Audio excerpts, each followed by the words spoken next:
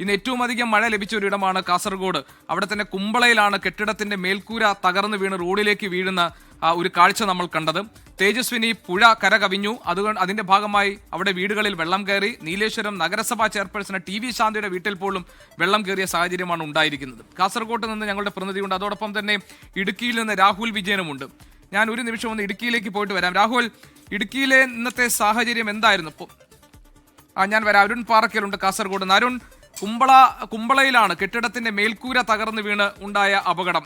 അത് ഭാഗ്യത്തിനാണ്. ഇതുപോലെ തന്നെ ഈ കുട്ടി ഇപ്പോൾ പോകുമ്പോൾ മരച്ചില്ല വീണുണ്ടായ ആ സാഹചര്യം പോലെ തന്നെ മേൽക്കൂര റോഡിലേക്ക് വീണത്, ഇരുമ്പ് മേൽക്കൂര. ഭാഗ്യത്തിന് രക്ഷപ്പെട്ട ആളുകൾ ആരും ഉണ്ടായിരുന്നില്ല.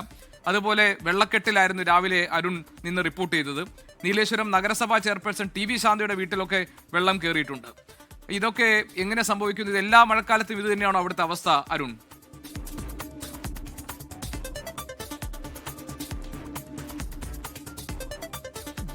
ഈ മേൽക്കൂര തകർന്നു വീണത് അതിന്ന് രാവിലെ പുലർച്ചെ 5:30 കൂടിയാണ്. അതുകൊണ്ടാണ് വലിയൊരു അപകടം ഒഴിവായത്. നമുക്ക് ആ ദൃശ്യങ്ങളൊക്കെ തന്നെ കാണാൻ കഴിയുമ്പോൾ അത് വലിയൊരു ഇരുമ്പിൻ്റെ മേൽക്കൂരയാണ്. ഒരു 3 നില കെട്ടിടമാണ്. ആ 3 നില കെട്ടിടത്തിൻ്റെ മേൽക്കൂരയാണ് തകർന്നു വീണത്. അത് വലിയ തോതിൽ അത് റോഡിലേക്ക് പതിക്കുകയായിരുന്നു. KSBT റോഡാണ് ഈ കുമ്പളയിലുള്ളത്. അതിനെ വാഹനങ്ങളൊക്കെ പോകുന്നത്, അതായത് മെഡിക്കൽ കോളേജ് ഉൾപ്പെടെയുള്ള സ്ഥലങ്ങളിലേക്ക് വാഹനങ്ങൾ പോകുന്ന ഒരു റോഡാണ്.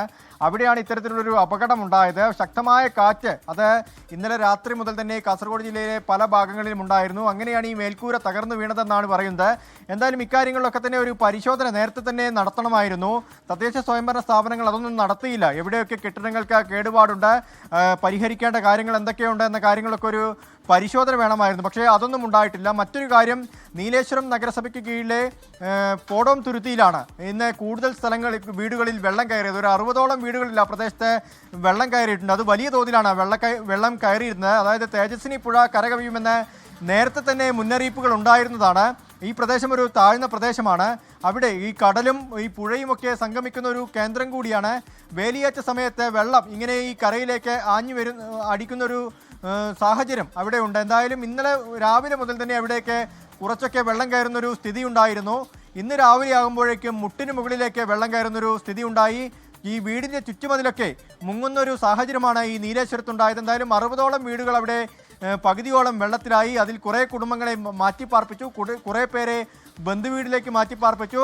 കുറേ ആളുകളൊക്കെ പറയുന്നത് ഞങ്ങൾ സ്ഥിരമായി ഇത് അനുഭവിക്കുന്നുണ്ട്, ഇതിനൊരു പരിഹാരം ഉണ്ടാവുന്നില്ല, ഒരു ശാശ്വത പരിഹാരം വേണം, അതുകൊണ്ട് മരിക്കും വരെ ഈ പ്രദേശത്ത് തന്നെ തുടരാം എന്നാണ് കുറേ ആളുകൾ ഒരു പ്രതിഷേധ സൂചകമായി പറയുന്നത്. ഇങ്ങനെ ഒട്ടനവധി കാര്യങ്ങൾ, അതായത് കാസർഗോഡ് ജില്ലയിൽ ഇന്ന് അതിതീവ്ര മഴയുണ്ടായിരുന്നു. പല ഭാഗങ്ങളിലും മണ്ണിടിച്ചിലുണ്ടായി. ധർമ്മത്തടുക്കയിലൊക്കെ ഒരു കുന്ന്, അത് ആ തൊപ്പിക്കുന്നെന്നാണ് ആ പ്രദേശവാസികൾ പറയുന്നത്. ആ തൊപ്പിക്കുന്ന് ഇടിഞ്ഞ ഈ കാറിന് മുകളിലേക്ക് വീഴുന്നൊരു കാഴ്ച, അത് അതിഭയാനകമായൊരു കാഴ്ചയായിരുന്നു. കാറിൻ്റെ പകുതിയോളം, ഒരു ആൾട്ടോ കാറാണ്, ആ കാറിൻ്റെ പകുതിയോളം ഭാഗം ഈ മണ്ണിടിഞ്ഞ് മണ്ണിനടിയിലാകുന്നൊരു സാഹചര്യം ഉണ്ടായിരുന്നു. മറ്റൊന്ന്, അവിടെ ഒരു പാർട്ടി ഓഫീസ് ഉണ്ടായിരുന്നു, CPMൻ്റെ ഒരു പാർട്ടി ഓഫീസ് ഉണ്ടായിരുന്നു.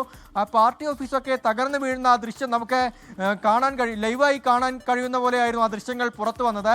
ഈ ദേശീയപാത കടന്നു പോകുന്ന പ്രദേശങ്ങളായിരുന്നു മറ്റ് അപകടങ്ങൾ ഉണ്ടായത്. ബേവിഞ്ച ഭാഗത്ത് മണ്ണിങ്ങനെ ഇടിഞ്ഞു വീഴുകയായിരുന്നു. അത് വലിയൊരു ഭാഗത്ത്, അതായത് ഒരു 150 മീറ്ററോളം ഭാഗത്ത് വലിയൊരു കുന്ന് താഴേക്ക് ഇടിഞ്ഞു വീഴുന്ന ദൃശ്യങ്ങൾ അക്ഷരാർത്ഥത്തിൽ നമ്മളെ ഞെട്ടിക്കുന്ന ദൃശ്യമാണ്. ആ ബേവിഞ്ചയിൽ ഭാഗത്ത് മണ്ണ് പൂർണ്ണമായി ഇടിഞ്ഞ് ഈ നമ്മുടെ റോഡിലേക്ക് വീഴുന്ന കാഴ്ച.